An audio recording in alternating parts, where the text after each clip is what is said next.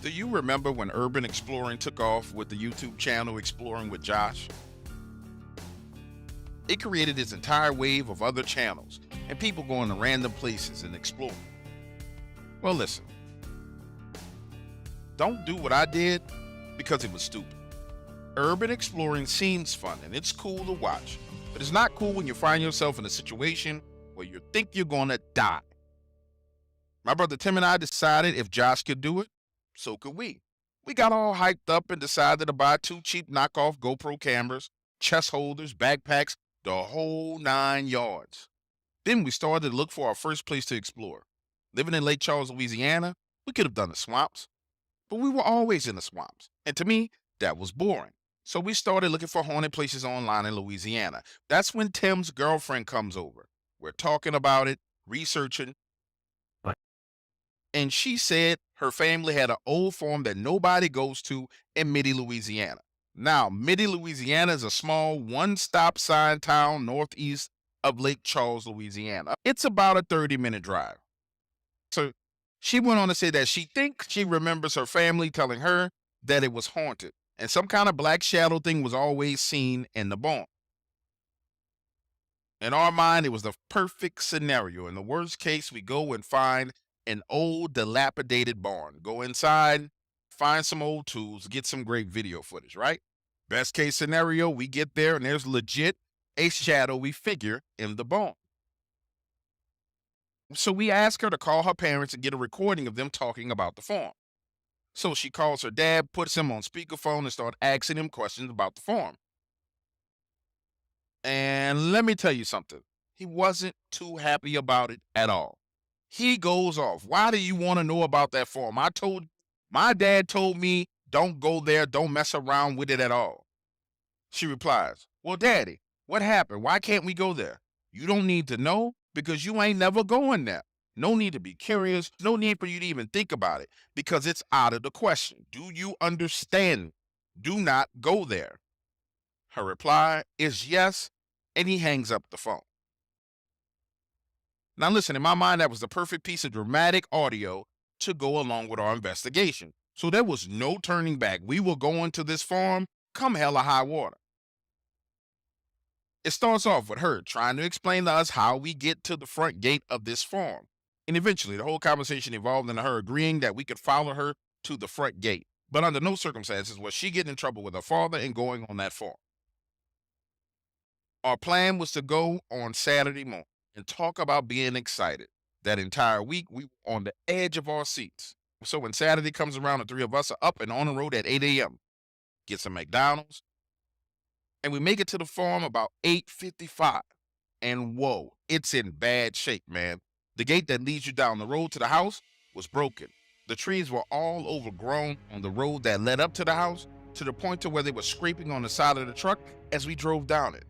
Then, once you got through those overgrown trees, it all opened up to this large overgrown field. And you can see what was left of a house off in the distance. It's leaning over, boards missing from the side. This thing should have been torn down years ago. Further back was what looked like a barn, but the trees and brush were so overgrown around it you couldn't even see the doors. Picture this, we're riding along and the grass has taken over the little roadway to the point to where you're just pretty much driving on tall grass. Tim stops the truck, looks around and says, bro, listen, there's legit nothing out here to explore. Now, you know how it sounds when you're riding on grass or when you're riding on gravel. But this sounded nothing like that. It was almost as if we were riding along, we were breaking something. Then it stopped. When we get to the barn, we get out and start walking around a bit. And he was completely right. There was absolutely nothing to explore.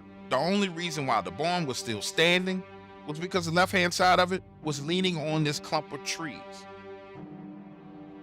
And the right-hand side of this barn was completely non-existent. It looked like someone or something had torn all the boards off the walls a long time ago. So now the 2 of us are standing there completely and totally disappointed. But my brother Tim is like, listen, we're already out here. Let's get the cameras and let's just record something. Now pause right here and let me say this to you. This was a sunny, windless day. Grass around us was as tall as our stomachs. Imagine standing next to the truck in a sea of grass. Not a blade of grass was moving.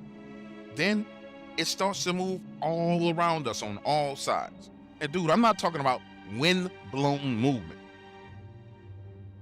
You know how it is when a shark fin is cutting through the water? Well, that's what it was like, except for there was no shark fin.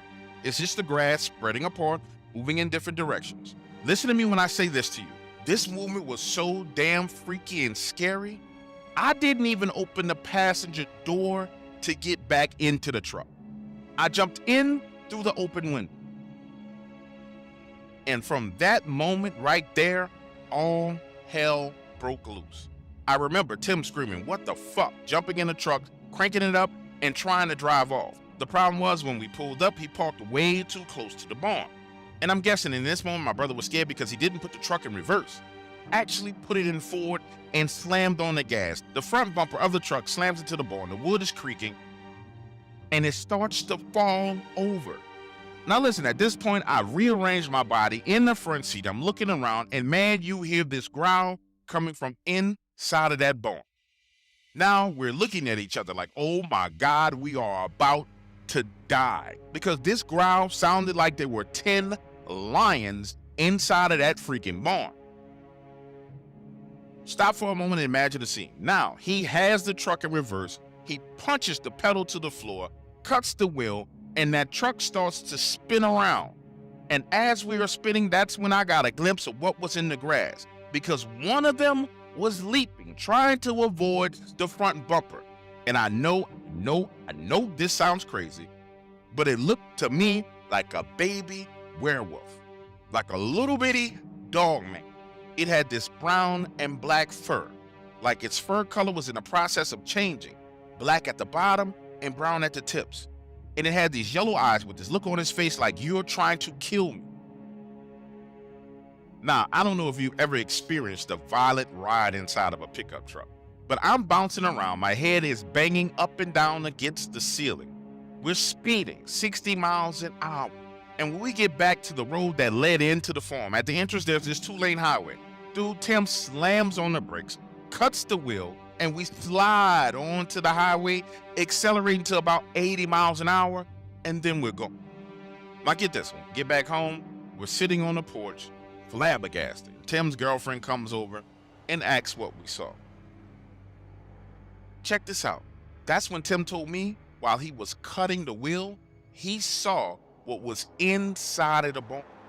He described it as something from your worst nightmare. A head the size of a truck tire, massive shoulders, and it was pissed off.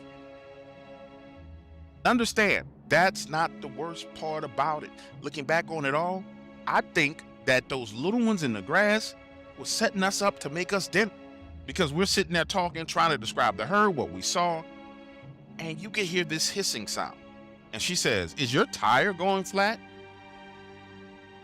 Get this, we walk over to the truck and there's an 8-inch long, sharp bone in the back tire. Now, I want you to understand, it wasn't in the bottom of the tire, in the tread of the tire. It was in the side of the tire. This bone had been jammed into the side of the freaking tire.